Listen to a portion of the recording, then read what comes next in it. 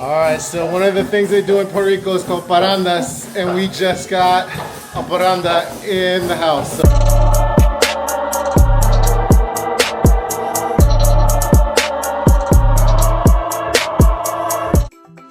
One of Puerto Rico's unique traditions for Christmas is called the parrandas. Parrandas are when a group of people come together and go to a house, and they start to sing and play instruments until the people open up the house. They sing a couple of songs, and then after a couple of minutes, and then they ask you to come and join the parranda. People come and they start to sing, and then you're told to go out and actually feed them. So here's a parranda, check it out.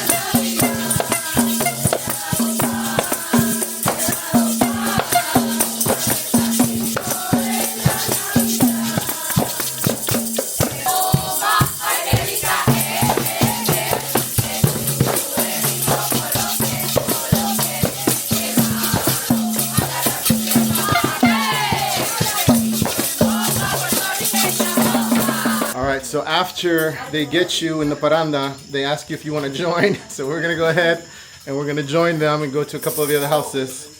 So I got my guiro, and we're going to be joining and surprising other people, which is kind of the fun part of doing the parrandas.